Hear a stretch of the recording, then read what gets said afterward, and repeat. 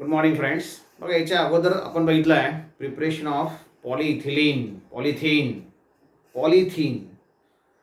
त्याच्यात दोन वेगळे टाईप्स आपण बघितले आहे. Preparation of HDP, high density polyethylene, किंवा preparation of LDP, low density polyethylene. त्याच्या मेकॅनिझममध्ये किंवा फॉर्मेशनमध्ये 4 वेगळ्या स्टेप्स आपण बघितल्या त्या. फ्री रॅडिकल फॉर्मेशन असेल, चेन इनिशिएशन असेल, चेन प्रपोगेशन असेल, चेन टर्मिनेशन असेल. तर ह्या 4 वेगळ्या स्टेप्स आपण त्यात बघितल्या आहेत. त्याच्यानंतर बघायचं आपल्याला preparation of different polymers, like as इथं आपल्याला एक पॉलिमर दिला बघा, प्रिपरेशन ऑफ टेफ्लॉन. हा शब्द बऱ्यापैकी तुम्ही ऐकलेला आहे, बघितलेला पण असेल किंवा बघितला असेल पण माहिती नसेल. तर टेफ्लॉन नेमकं काय आहे, कशापासून त्याला तुम्ही तयार करणार? Simply it is prepared from tetrafluoroethylene. बघा, इथिलीन तुम्हाला माहिती आहे मित्रांनो, ethylene is given as CH2 double bond CH2. बघा, या ठिकाणी इथिलीनला आपण या पद्धतीने दाखवतो, CH2 डबल बॉन्ड CH2. फक्त मी आता थोडा बदल काय केला तुमचं लक्षात आलं असेल. CH2 डबल बॉन्ड CH2 च्या ऐवजी CF2 डबल बॉन्ड CF2, म्हणजे जिथं हायड्रोजन पाहिजे त्या ठिकाणी आपण फ्लोरीन घेतला. हायड्रोजन जर घेतले असते आपण या ठिकाणी तर तो इथिलीन झाला असता. 4ही हायड्रोजन काढून 4 फ्लोरीन आपण ठेवले. That's why this compound is known as tetrafluoroethylene. मग हा जो टेट्राफ्लोरोइथिलीन आहे, when this tetrafluoroethylene undergoes the polymerization, याचं जर आपण पॉलिमरायझेशन केलं by using again the initiator like as peroxide. मागच्या बघितलं आपण 4 स्टेपमध्ये. पहिल्या स्टेपमध्ये आपण पेरॉक्साइड पासून फ्री रॅडिकल तयार केलाय, तो इनिशिएशनचं काम करतो. तसं या ठिकाणी हा पेरॉक्साइड इथं आपण ॲज अ इनिशिएटर म्हणून वापरलाय. Then this compound means your tetrafluoroethylene undergoes a polymerization. याचं जर तुम्हाला पॉलिमरायझेशन करायचं आहे त्याला तुम्हाला नंबर ऑफ टाइम्स घ्यावं लागेल, म्हणून ते N मॉलिक्यूल घेतले आपण. आणि जेव्हा जेव्हा एखाद्या अनसॅच्युरेटेड कंपाऊंडचं पॉलिमरायझेशन होतं त्यावेळेस त्या डबल बॉन्डचं कन्व्हर्शन सिंगल बॉन्डमध्ये होईल. मित्रांनो, या ठिकाणी डबल बॉन्डचं कन्व्हर्शन सिंगल बॉन्डमध्ये झालं. बघा, CF2 एकत्र दाखवलंय मी त्याला. डबल बॉन्डचं कन्व्हर्शन सिंगल बॉन्ड, आणि हा दुसरा CF2 मॉलिक्यूल. दोघं कार्बनचे बघा, डबल बॉन्डचं कन्व्हर्शन सिंगल बॉन्ड झाल्यामुळे या कार्बनची एक व्हॅलेन्सी बाकी राहिली, या कार्बनची एक व्हॅलेन्सी बाकी राहिली. एवढा जो पार्ट आहे this is called as repeating unit. हे रिपीट होणारा युनिट आहे. मग याचं पॉलिमर कसं दाखवणार? बघा, तुम्हाला म्हटलं मी की आता इकडची एक व्हॅलेन्सी बाकी राहिली आहे. मग ही व्हॅलेन्सी कोण पूर्ण करेल? तर याच्यातला दुसरा जो मॉलिक्यूल असेल, कारण की आपण किती वेळेस घेतला त्याला N टाइम्स, तो दुसरा मॉलिक्यूल इथं अटॅच होईल, CF2. परत एक व्हॅलेन्सी बाकी राहील, परत CF2, परत CF2, परत CF2. किती वेळेस? N टाइम्स तो रिपीट होईल. तर हे रिपीटिंग युनिट आहे. म्हणून बघा, ह्या रिपीटिंग युनिटचं कन्व्हर्शन शेवटी आपण पॉलिमर मध्ये करणार.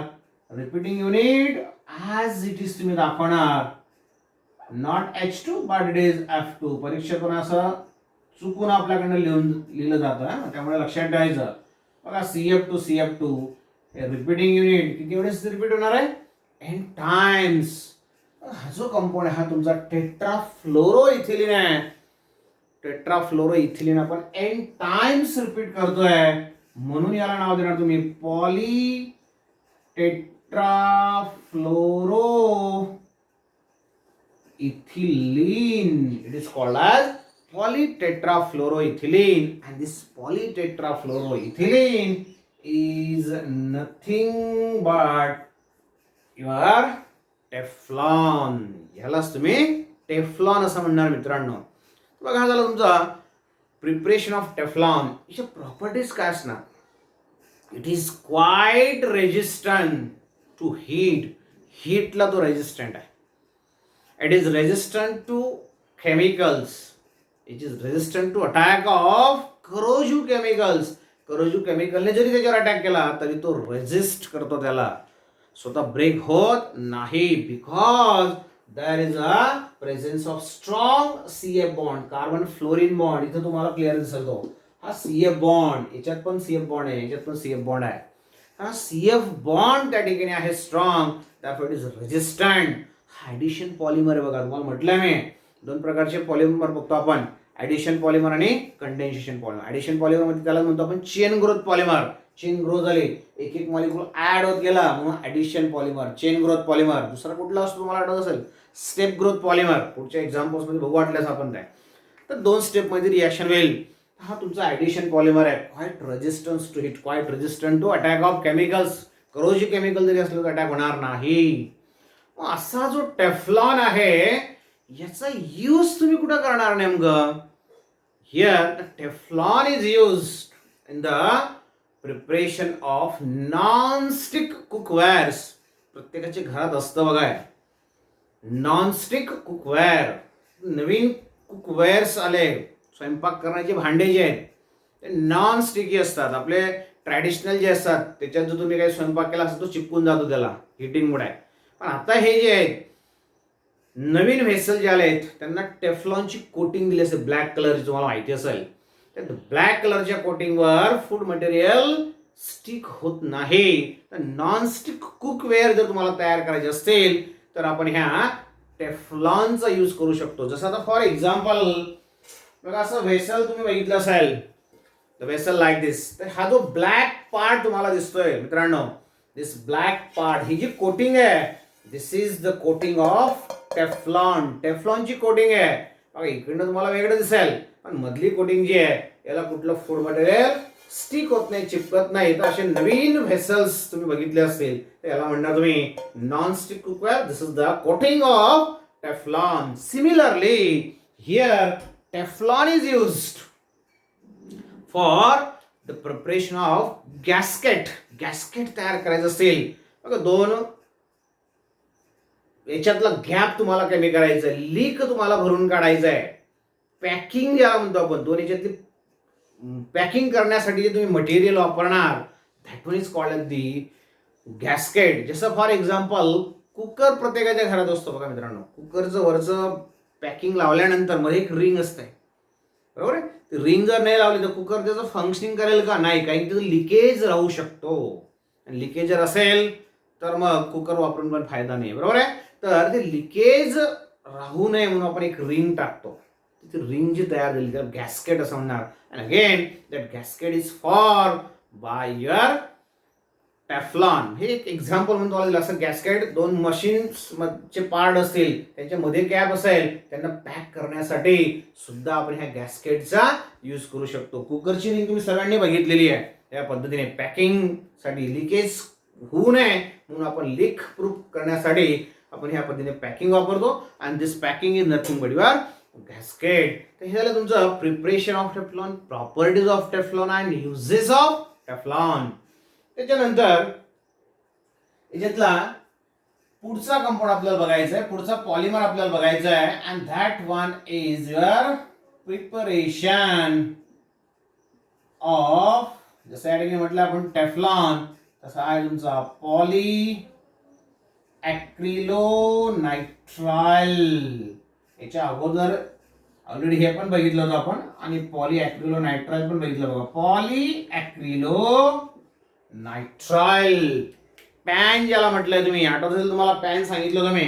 पॉली ॲक्रिलोनायट्राइल बघा. पॉली हा शब्द जर काढून टाकला तुम्ही तर तुम्हाला त्याचा मोनोमर मिळेल. पॉली शब्द काढला तर काय शिल्लक राहील? ॲक्रिलोनायट्राइल. आणि ह्या ॲक्रिलोनायट्राइललाच काय म्हणतो आपण? विनिल cyanide. Therefore here the compound from which this pan is prepared, that one is your CH2 double bond CH. इथं सायनाइड असला पाहिजे. This compound is called as vinyl cyanide. This vinyl cyanide is also called as acrylonitrile. विनिल सायनाइडलाच आपण ॲक्रिलोनायट्राइल म्हणणार. इथं जर समजा तुम्ही Cl घेतला असेल, Cl क्लोरीन, तर तो तुमचा तयार होणारा कंपाऊंड PVC तयार होतो, पॉलीव्हिनिल क्लोराईड. PVC पण तुम्हाला सांगितलं, प्रिपरेशन आपण बघितलंय. फक्त क्लोरीनच्या ऐवजी सायनाइड आपण घेतलाय. This is called the acrylonitrile. That's why the compound form is called as polyacrylonitrile. When this compound vinyl cyanide undergoes polymerization. Again here you have to use the initiator, and that one is again peroxide. Generally peroxide आपण as a initiator म्हणून use करत असतो. Then what happens? Double bonded compound आहे, तुम्हाला म्हटलं मी, alkene असेल, double bonded compound असेल, पॉलिमरायझेशन होताना त्या डबल बॉन्डचं कन्व्हर्शन सिंगल बॉन्ड मध्ये होईल. तर मित्रांनो या ठिकाणी परत या डबल बॉन्डचं कन्व्हर्शन सिंगल बॉन्ड मध्ये होईल. म्हणजे CH2 डबल बॉन्ड ऐवजी सिंगल बॉन्ड CH म्हणून याची व्हॅलेन्सी बाकी राहिली, याची व्हॅलेन्सी बाकी राहिली.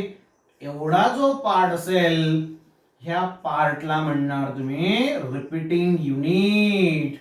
आणि ह्या रिपीटिंग युनिटचं पॉलिमरायझेशन झाल्यानंतर जो कंपाऊंड तुम्हाला मिळेल CH2 CH CN valency complete करण्यासाठी असा जे पार्ट पुढे अटॅच होईल, परत पुढे अटॅच होईल. It repeats number of times n times तो रिपीट होईल. म्हणून हा तुमचा झाला polyacrylonitrile. That is PAN. It is also called as, याचं महत्वाचं एक नाव तुम्हाला देतोय, Orlon. It is a trade name, market name म्हटलं तरी चालेल. Orlon, or it is also called as acrilan. याला दोन एक नाव देतो आपण, ॲक्रिलाइन. तिघं नाव व्यवस्थित लक्षात ठेवा, पॉलीॲक्रिलोनायट्राइल, ऑर्लॉन, ॲक्रिलाइन.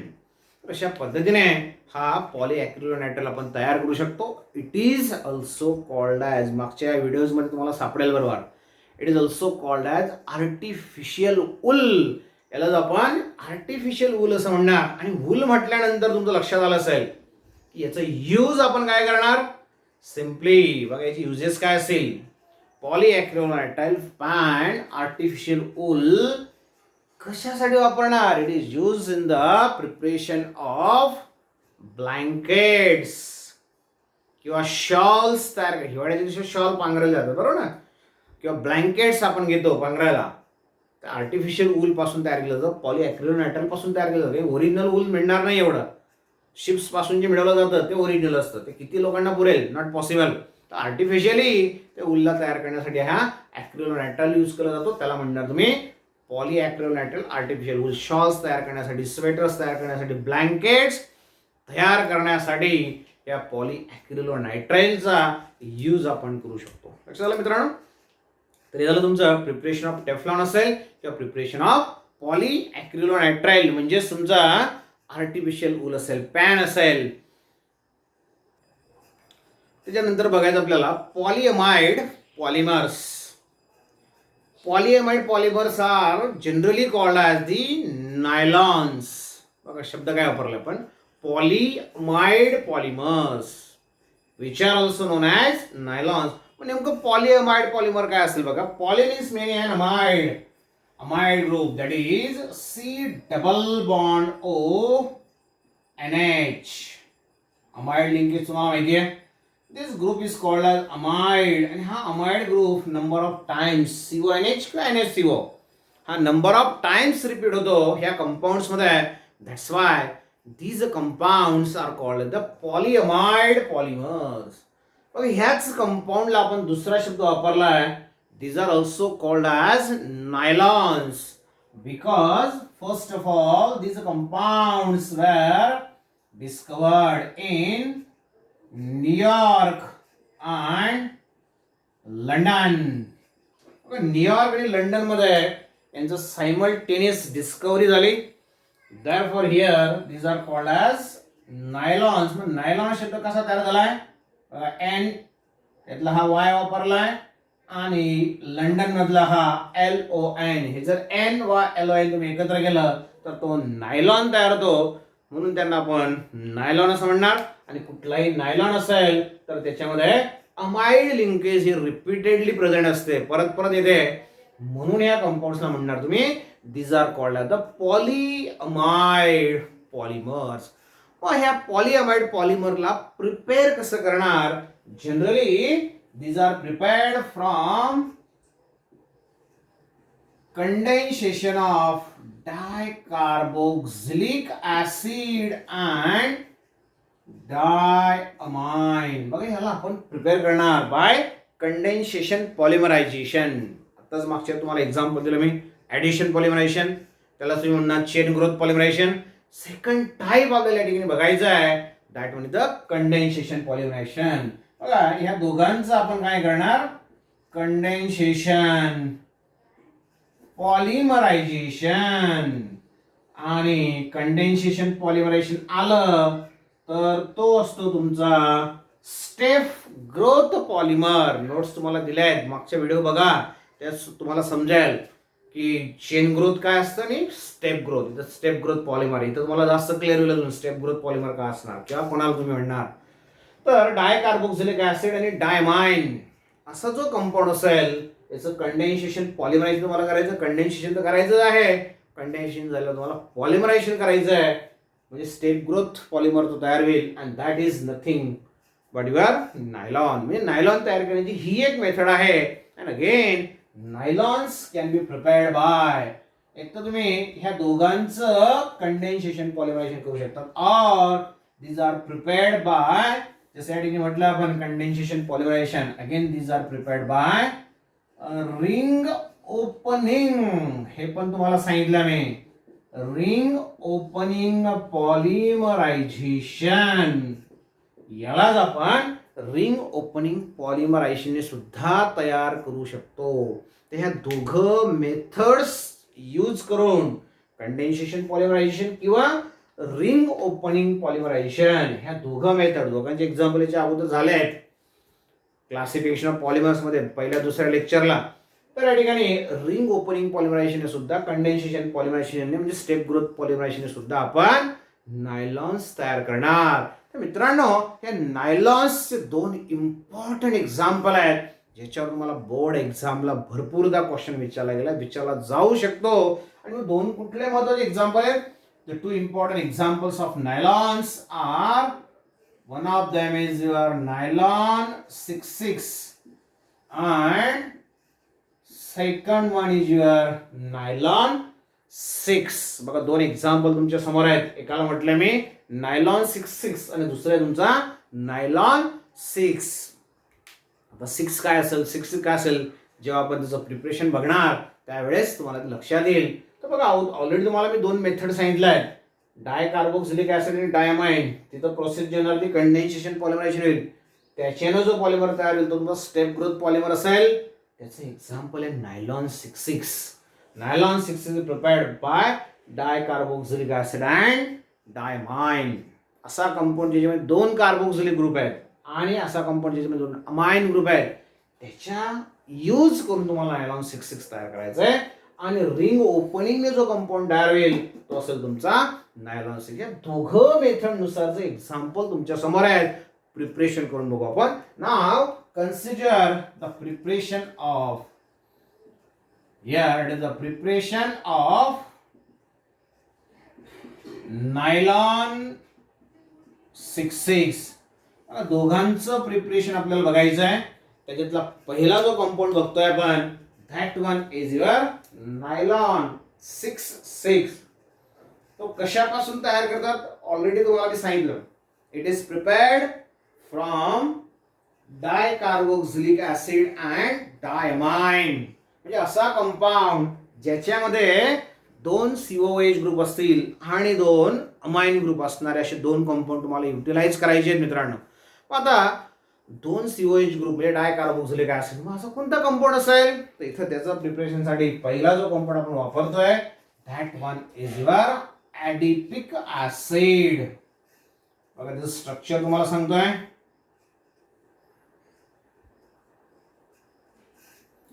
CH2 4 टाइम्स COH, इकडे पण COH. बघा COH group carboxylic acid group किती वेळेस दिसतो मित्रांनो? दोनदा तो ग्रुप आलाय. Means this compound is your definitely dicarboxylic acid. दोन carboxylic group COH. This compound is your dicarboxylic acid, which is known as adipic acid. Okay, आणि त्याच्या सोबत हा वापरला आपण adipic acid म्हणजे 2 कार्बोक्सिलिक ग्रुप असणारा डायकार्बोक्सिलिक ऍसिड. तसंच आपल्याला काय वापरायचं अजून डायअमाइन तुम्हाला यूज करायचं मित्रांनो अजून, म्हणजे असा कंपाऊंड ज्याच्यात 2 अमाइन ग्रुप आहेत. बघा NH2 CH2 6 times NH2 NH2 दोन झालं बरोबर आहे. This one is your hexa methylene. Hexa म्हणजे 6, CH2 म्हणजे मिथिलीन, हेक्सा मिथिलीन डायअमाइन. बघा आता हेक्सा मिथिलीन डायअमाइन ऍडिपिक ऍसिड दोघं जे कंपाऊंड आहेत लक्ष द्या, व्हेरी व्हेरी इम्पॉर्टंट. दोघं कंपाऊंडचं वैशिष्ट्य काय, एक तुमचा ऍसिड आहे, त्याच्या नावात ऍसिड दिलाय, COH ग्रुप आहे म्हणजे तो ऍसिड असणार डेफिनेटली. आणि अमाइन्स सेपरेट चॅप्टर आपण अमाइन्स शिकलो. Amines are basic in nature. एक ऍसिड आहे एक बेस आहे, म्हणजेच डेफिनेटली या दोघांमध्ये जी रिएक्शन होईल that reaction is your neutralisation reaction. दोघं जेव्हा एकत्र येतात तेव्हा कुठली रिएक्शन होणार आहे, दोघं एकत्र आल्यावर acid combines with base to give salt and water, neutralisation reaction होणार आहे बरोबर. रिएक्शन कशी होईल, प्रोडक्ट कसा तयार ते आपण बघणार आहोत. त्याच्या अगोदर बघा मी काय सांगतोय, ऍडिपिक ऍसिड ऑब्झर्व करा, दिसतंय ऍडिपिक ऍसिड मध्ये किती कार्बन आहेत मित्रांनो, CH2 4 टाइम्स म्हणजे CH2 4 वेळेस घ्यायचे म्हणजे 4 कार्बन झाले. हा 5वा कार्बन, हा 6वा carbon. It contains 6 carbon.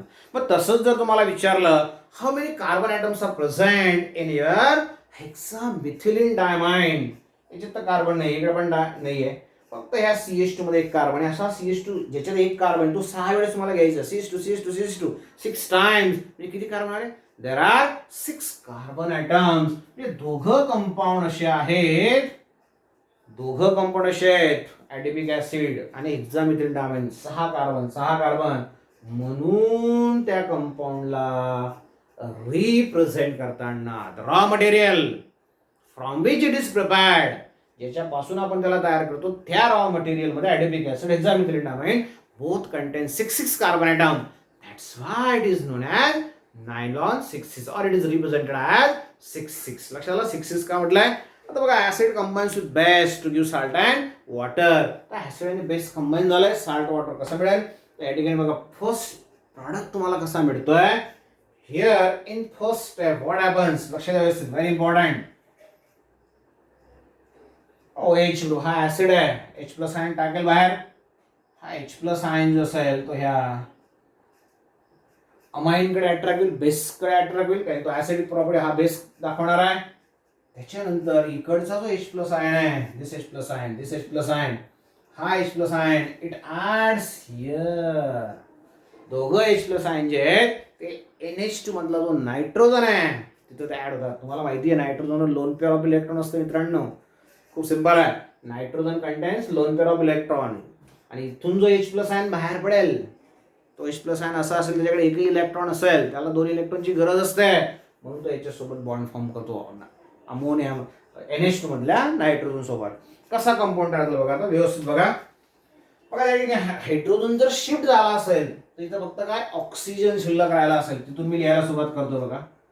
Oxygen याची एक व्हॅलेन्सी बाकी राहिली कारण की हायड्रोजन निघून गेलाय, लक्षात येत आहे. त्याच्यानंतर C डबल बॉन्ड O, दिस वन. त्याच्यानंतर CH2 4 टाइम्स, लक्षात येत आहे. त्याच्यानंतर C डबल बॉन्ड O आणि हा O, बरोबर आहे. मग निघून गेल्यामुळे काय झालं, ऑक्सिजनवर निगेटिव्ह चार्ज,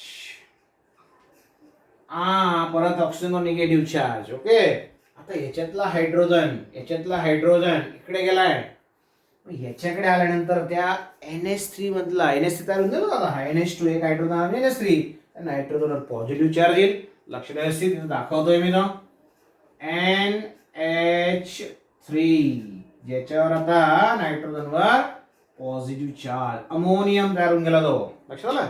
बघा इथला हायड्रोजन इकडे शिफ्ट झाला NH3, इकडे पण हा हायड्रोजन आला, हा पण NH3 होऊन जाईल. लक्ष द्या.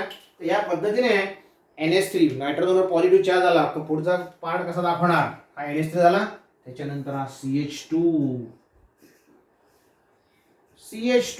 6 टाइम्स NH2, परत इकडचा हायड्रोजन आल्यामुळे हा सुद्धा तुमचा NH3 होईल आणि त्याच्यावर तुम्ही पॉझिटिव्ह चार्ज दाखवणार. लक्षात आलं. हा जो कंपाऊंड तयार झाला, this compound is your nylon salt. काय म्हणता त्याला तुम्ही, नायलॉन साल्ट. त्याला दुसरं नाव देतो आपण हेक्सामिथिलीन. हेक्सामिथिलीन डायअमोनियम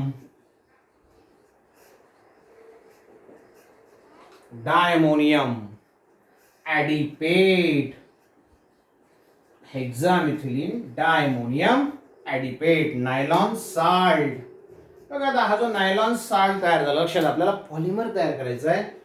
याला आपण एन टाइम्स घेणार, हा पण तुमचा एन टाइम्स असेल, म्हणजेच हा जो नायलॉन साल्ट तुमचा तयार झाला, हा सुद्धा एन टाइम्स तयार होईल. मग हा जो नायलॉन साल्ट तयार झालाय, याचं आपल्याला आता पॉलिमरायझेशन करायचं आहे. रिएक्शन कंटिन्यू मी दाखवतोय, इथून खाली रिएक्शन दाखवतोय. लक्ष द्या. पुढे कंटिन्यू दाखवली तरी चालेल, तुम्हाला लिहित असताना लक्षात येईल ते. ही रिएक्शन पुढे मी कंटिन्यू दाखवतोय. इथं जी प्रोसेस होणार आहे मित्रांनो, that one is your polymerization. It takes place at 533 kelvin in the inert atmosphere of nitrogen. Nitrogen gas आपण यूज करतोय in the inert atmosphere of nitrogen at 533 kelvin. मग हा नायलॉन साल्ट जो आहे, हा कशा पद्धतीने पॉलिमर मध्ये कन्वर्ट होईल. हाय प्रेशर पण तुम्हाला यूज करायचं आहे. लक्ष असेल. आता काय बघा, पॉलिमरायझेशन होताना पॉलिमर कसा लिहिणार तुम्ही, एवढा जो पार्ट लक्ष द्यायचं ना, पुस्तकात तुम्हाला एवढं डिटेल दिलेलं नाही. एवढा पार्ट आहे, त्यातला काय बाहेर पडेल, वॉटर. तुम्हाला म्हटलं तुम्ही अगोदरच, या प्रोसेसला आपण कंडेन्सेशन पॉलिमरायझेशन म्हणतो. Condensation, removal of water molecule, removal of alcohol molecule, removal of ammonia molecule. Small molecule बाहेर पडत असेल तर त्याला तुम्ही कंडेन्सेशन म्हणणार. इथं वॉटर मॉलिक्यूल बाहेर पडले, एवढ्या याच्यातला वॉटर मॉलिक्यूल आणि अजून एक वॉटर मॉलिक्यूल बाहेर पडेल, ऑक्सिजन आणि हा NH3 याच्यातला वॉटर मॉलिक्यूल. असे दोन वॉटर मॉलिक्यूल बाहेर पडतील. मग बाहेर पडल्यानंतर काय शिल्लक राहतंय, व्हेरी इम्पॉर्टंट. बघा आता ऑक्सिजन निघून गेला मित्रांनो, काय शिल्लक राहील, C डबल बॉन्ड O. समजतंय. CH2 4 times. बघा CH2 4 टाइम्स. त्याच्यानंतर हा C double bond O as it is. आता व्हेरी इम्पॉर्टंट. बघा ONH3 मधला काय बाहेर पडलाय, पूर्ण नाही, फक्त H2O बाहेर पडलाय. मग H2O जर बाहेर पडला, बघा O आणि याच्यातले दोन हायड्रोजन, 3 मध्ये 2 गेले, म्हणजे फक्त काय शिल्लक राहील, एक हायड्रोजन NH शिल्लक राहील. म्हणजे एवढ्या याच्यात फक्त काय शिल्लक राहिलं, NH. बघा NH. पुढचा पार्ट बघा, CH2 6 टाइम्स. आता इथलं वॉटर मॉलिक्यूल तुम्हाला काढायचं आहे. हा ऑक्सिजन, इथले दोन हायड्रोजन, म्हणजे परत NH शिल्लक राहिला, NH. तो हा जर पॉलिमर बघितला तुम्ही, तर याला म्हणणार तुम्ही, this polymer is called as nylon 66. याला आपण नायलॉन 66 म्हणतो. बरोबर आहे. किती वेळेस वॉटर बाहेर पडलं मित्रांनो, इकडे लिहितोय मी, 2n times water molecule is eliminated. कारण की हा ऑलरेडी n टाइम आपण घेतलाय, त्यातला हा वॉटर मॉलिक्यूल 2 आणि n टाइम्स. बरोबर, 2n टाइम्स वॉटर मॉलिक्यूल बाहेर पडेल आणि हा जो तयार झाला तुमचा, हा तुमचा असेल नायलॉन 66. लक्षात आलं. खूप सिंपल आहे, फक्त मेकॅनिझम लक्षात घ्या, कसा तयार झाला ते लक्षात घ्या. तर ह्या पद्धतीने कंडेन्सेशन पॉलिमरायझेशन, बघा 2 स्टेपमध्ये आपण त्याला पॉलिमराइज केलं, म्हणून त्याला आपण कंडेन्सेशन पॉलिमरायझेशनला दुसरं नाव देतो आपण स्टेप ग्रोथ पॉलिमरायझेशन. तर अशा पद्धतीने हा नायलॉन जो आहे, पर्टिक्युलरली 66 आपण तयार केलं. 66 का म्हटलं, त्याचं कारण तुम्हाला समजलं आहे. बरोबर. मग जसं आता या ठिकाणी नायलॉन 66 आपण तयार केला आहे, तसंच आपल्याला आता दुसरं एक्झाम्पल दिलं मित्रांनो, नायलॉन 6. आणि नायलॉन 6 कुठल्या मेथड तयार होणार? Ring opening polymerization. आता नेमकं रिंग ओपनिंग पॉलिमरायझेशन कसं करणार, कशा पद्धतीने रिंग ओपन तुम्ही करणार, याच्या अगोदर क्लासिफिकेशन तुम्हाला मी सांगितलेलं आहे, पण तरी सुद्धा परत एकदा रिपीट करतो. बघा, रिंग ओपनिंग मध्ये कशा पद्धतीने पॉलिमर आपण तयार करू शकतो, नायलॉन 6 कसा तयार होईल. Here actually in the preparation of nylon 6 जो रिंग कंपाऊंड आपण यूज करणार, लक्षात द्यायचं ना, खूप इम्पॉर्टंट आहे.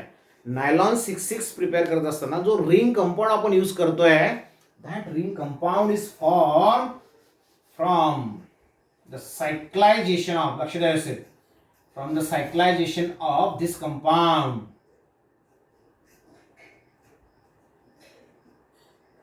बघा या ठिकाणी कंपाऊंड काढतो, लक्षात द्यायचं कशा पद्धतीने हा कंपाऊंड आहे. 2 लाईन जंक्शन तुम्हाला माहिती आहे, CH2 असतो. बघा किती CH2 ग्रुप झालाय, 1 2 3 4, आणि हा 5वा CH2 ग्रुप NH2. बघा एकच कंपाऊंड आहे, फक्त दाखवताना त्याला आपण वेगळ्या पद्धतीने दाखवण्याचा प्रयत्न केलाय. CH2 CH2 CH2 CH2 5 times repeat करायचं आहे, आणि एका टर्मिनलला बघा 5 CH2 आहेत. ओके, हा पहिला CH2, हा दुसरा CH2, हा तिसरा CH2, हा चौथा CH2 आणि 5वा CH2. एका टोकाला COH, दुसऱ्या टोकाला NH2. एकच कंपाऊंड. याला तुम्ही असं दाखवलं तरी चालेल, व्हेरी सिंपल, पण तुम्हाला समजलं पाहिजे म्हणून मी दाखवतोय. बघा CH2 किती वेळेस घेतलाय मित्रांनो आपण त्याला, 5 टाइम्स. एका बाजूला NH2, एका बाजूला COH. Very simple. अशा पद्धतीने हा कंपाऊंड आपण दाखवला, and this compound is known as omega amino. Omega amino. Omega कार्बनला अमिनो आहे, omega amino caproic acid. Omega amino caproic acid. Caproic acid हा 6 कार्बनचा तुमचा कंपाऊंड असणार आहे, 6 कार्बनचा कार्बोक्सिलिक ऍसिड. टोटल 6 कार्बन आहेत, CH2 CH2 5 टाइम्स आहेत. यालाच तुम्ही या पद्धतीने दाखवलं, बरोबर आहे. आता नेमकं काय होणार आहे बघा, when this compound undergoes cyclization, याचं काय तयार होणार आहे, सायकल तयार होणार. सायक्लायझेशन कशा पद्धतीने सायक्लायझेशन होईल, इट अंडरगोज इंट्रा, लक्षात शब्द काय वापरतो मी, it undergoes intra within the same molecule. Inter म्हणजे 2 वेगळे मॉलिक्यूल, इथं एकच मॉलिक्यूल घेतला आपण. It undergoes intra molecular dehydration. Within same molecule तो डिहायड्रेट होतो, वॉटर मॉलिक्यूल इलिमिनेट करतो. लक्षात आलं, हा झाला इंट्रा मॉलिक्युलर डिहायड्रेट. वॉटर निघून जाईल आणि नवीन रिंग या ठिकाणी तयार होईल. आता नवीन रिंग कशा पद्धतीने तयार होईल, C डबल बॉन्ड O. ह्या कार्बनला आता हा नायट्रोजन अटॅच झाला, CONH, अमाइड लिंकेज. तुम्हाला अगोदरच म्हटलं मी, नायलॉन 6 मध्ये पण अमाइड लिंकेज तयार झाली. बघा तुम्हाला व्हिडिओमध्ये दिसेल लगेच, CONH नवीन बॉन्ड तयार झाला. बघा CONH नंतर 5 टाइम्स CH2 आहे, 1 2 3 4 and 5. 1 2 3 4 5 वेळेस CH2. हा जो कंपाऊंड आपण तयार केला, दिस कंपाऊंड इज कॉल्ड आज एप्सिलॉन. लक्षात असतील, एप्सिलॉन स्पेलिंग लिहिली चालेल, असं दाखवलं तरी पण चालेल. एप्सिलॉन कॅप्रोलॅक्टम. हा जो लॅक्टम शब्द आहे, हा लॅक्टम शब्द आपण केव्हा यूज करतो, परीक्षेत तुम्हाला विचारला शकतो. What are the lactams? Lactams are the cyclic compounds. Lactams are the cyclic amide compound म्हटलं तरी चालेल, कारण की amide ग्रुप ज्यामध्ये lactams are the cyclic amide compound formed by intramolecular dehydration.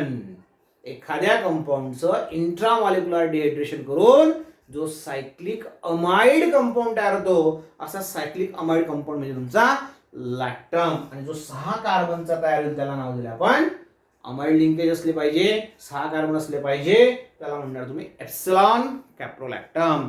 तर बघा आता ह्या एप्सिलॉन कॅप्रोलॅक्टमचा यूज करून तुम्हाला नायलॉन 6 तयार करायचं आहे.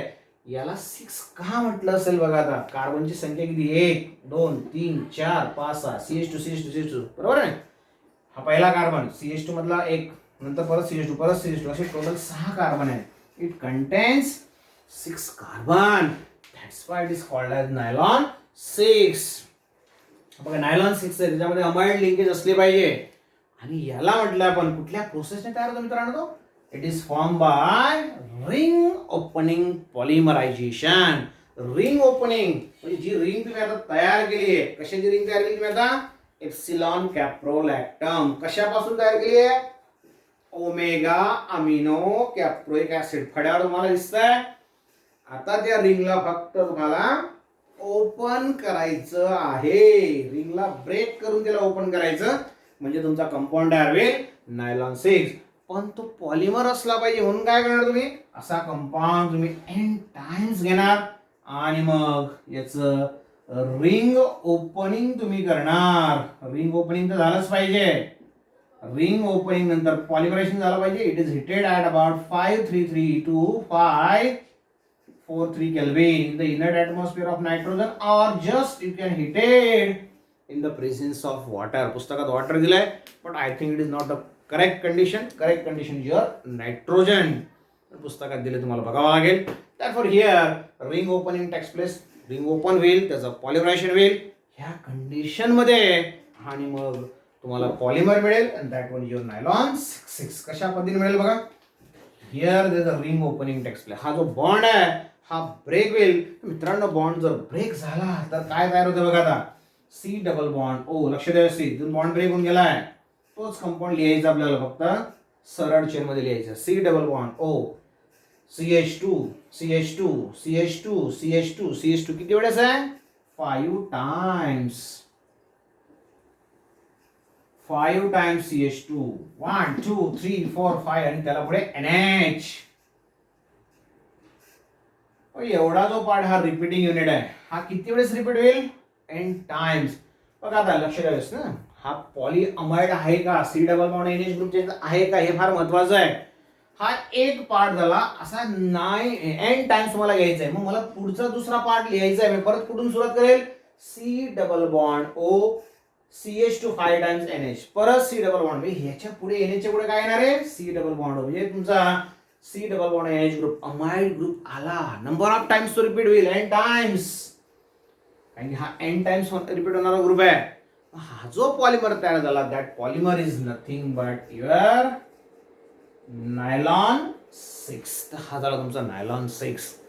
दोघं जे नायलॉन आहेत, दोघांच्या physical properties near about same आहेत. रेजिस्टन्स टू केमिकल असणार आहेत. त्याचं प्रिपरेशन कुठं करणार तुम्ही, नायलॉन फायबर्स तयार करण्यासाठी. स्टिचेस जे टाकले जातात जखम झाल्यानंतर, नायलॉन सुचर्स ज्याला म्हणतो आपण, ते सुचर्स तयार करण्यासाठी.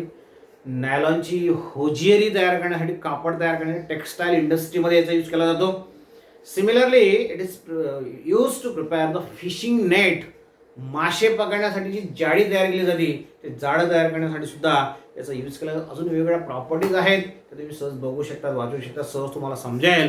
तर मित्रांनो, आज जेवढे आपण घेतलंय दॅट आर युअर पॉलिअमाइड फायबर्स. त्याच्या अगोदर तर आपण टेफ्लॉन घेतलं किंवा पॅन घेतला आपण, polyacrylonitrile, but these are very very important. Polyamide जे आहेत ते खूप महत्वाचे आहेत. त्याच्यावर तुम्हाला 100% क्वेश्चन विचारला जातो.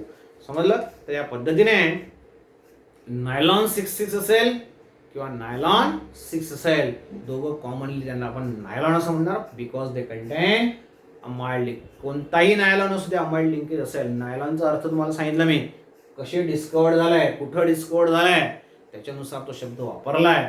या ठिकाणी आपण थांबणार आहे मित्रांनो. पुढचा महत्त्वाचा पार्ट जो असेल तो नेक्स्ट व्हिडिओमध्ये आपण बघणार. नेहमीप्रमाणे परत तुम्हाला सांगतोय, stay at home, be safe. मागचे व्हिडिओज सर्व व्यवस्थित बघा. मागच्या ह्याच्यात पण तुम्हाला सांगितलंय मी, या चॅप्टरच्या मोस्टली 3 व्हिडिओ तुमचे येऊ शकतात, म्हणजे तुमचं चॅप्टर संपेल. मग केव्हाही त्याच्यावर आपण टेस्ट घेऊ शकतो. म्हणून मागचे 2-3 जेवढे व्हिडिओ झाले असतील, 4 व्हिडिओ जवळपास झाले आहेत, हा 5th व्हिडिओ आहे, ते व्यवस्थित सर्व बघा. अगोदर जे चॅप्टर्स आपले संपले, अल्डेड कीटोन्स, कार्बोक्सिलिक ऍसिड आणि अमाइन्स, लक्ष द्या व्यवस्थित. आणि आता हे पॉलिमरवर आपण तर 2 टेस्ट घेणारच आहोत. थेरॉटिकल टेस्ट तुमची असेल आणि MCQ टाईप टेस्ट असेल ती आपली कंप्लीट होणार, प्रश्न नाही. ती कंप्लीट झाल्यानंतर तिघं चॅप्टरची एक कॉम्बो टेस्ट मी तुमची घेणार आहे. लक्ष द्या व्यवस्थित. काय सांगतं, तिघं चॅप्टरची कॉम्बो टेस्ट असेल. म्हणजे अल्डेहाइड कीटोन्स, कार्बोक्सिलिक ऍसिड, त्याच्यानंतर तुमचं अमाइन्स आणि पॉलिमर, हे तिघं चॅप्टरची एकत्रित टेस्ट. म्हणून मागचे सर्व व्हिडिओ एकदा रिव्ह्यू करा, नोट्स व्यवस्थित बघा. तुम्ही मला व्हिडिओ आमचे भरपूरदा बघितले, परत परत बघायचं. प्रत्येक व्हिडिओमध्ये काहीतरी असा टॉपिक असतो जो मागच्या वेळेस मिस झालाय, तो आपण बघतो, तो ऐकतो, आपल्याला समजतं. तर ते बघा. म्हणजे तिघं टेस्टची कॉम्बो टेस्ट, तिघं चॅप्टरची जी कॉम्बो टेस्ट आहे ती तुम्ही सहज फेस करू शकणार, बरोबर आहे. आणि त्याच्यानंतर पुढचे जे व्हिडिओ असणार नेक्स्ट चॅप्टरचे, त्याच्यात थोडासा आपण बदल करणार आहोत. म्हणजे it is not open for all असं असणार आहे.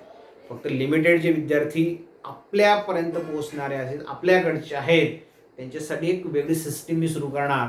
तसं तुम्हाला व्हॉट्सअप ग्रुपला मी सर्व मेसेज पाठवणारच आहे. म्हणून मित्रांनो, ज्यांचं ॲप डाउनलोड करायचं बाकी असेल आपल्या पाटील मॅथ्स क्लासेसचं, ते त्यांनी लवकर डाउनलोड करावं. कारण त्या ॲप्स थ्रू मी पुढचे व्हिडिओ ॲड करणार आहेत. जे विद्यार्थी त्या ॲपला ॲड असतील, रजिस्टर्ड असतील, त्याच विद्यार्थ्यांना ते व्हिडिओ बघायला मिळतील. बाकीच्यांसाठी ते व्हिडिओ ओपन नसतील.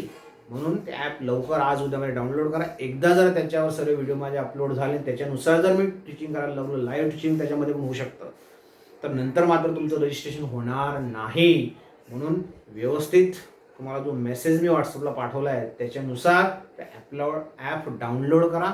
नंतर तुमची माहिती व्यवस्थित भरा. माहिती भरत असताना तुमचं नाव जे 12 केमिस्ट्री 12 आणि पुढे केम एवढा शब्द टाकून मग पुढचं नाव तुमचं द्यायचं आहे. मेसेज मी तुम्हाला डिटेल दिला आहे, त्या पद्धतीने तुम्हाला ते रजिस्ट्रेशन करायचं आहे. म्हणून आज उद्यामध्ये रजिस्ट्रेशन करा. ते लवकर तुमचं रजिस्ट्रेशन झालं की लवकर आपल्याला ती बॅच ऑनलाईन सुरू करता येईल. त्याच्यात वेगवेगळे फीचर्स आहेत, त्या फीचर्सचा तुम्हाला फायदा होऊ शकतो. म्हणून ज्यांचंही बाकी असेल त्यांना, ज्यांचं झालं आहे त्यांनी बाकीच्यांना सांगा, ते लवकर ती बॅच आपण सुरू करू शकतो. नंतर मात्र एकदा जर बॅच पॅक झाली तर नंतर राहिलेल्या विद्यार्थ्यांना त्याच्यात रजिस्टर करता येणार नाही. म्हणून परत एकदा सांगतो, लवकर करा. व्हिडिओ बघत असताना त्याला लाईक करा, शेअर करा, सबस्क्राईब करा. चॅनल ज्यांनी सबस्क्राईब केलं असेल बेल आयकॉन प्रेस करा. तुमच्या इतर मित्रांसोबत व्हिडिओ शेअर करा. आणि काही अडचण असेल तर पर्सनली मला व्हॉट्सअपला तुम्ही तुमचे क्युरीज जे आहेत, डाऊट्स जे आहेत, तुम्ही मला पाठवू शकता. ठीक आहे. आज आपण या ठिकाणी थांबणार आहोत. थँक्यू. बाय. Good day.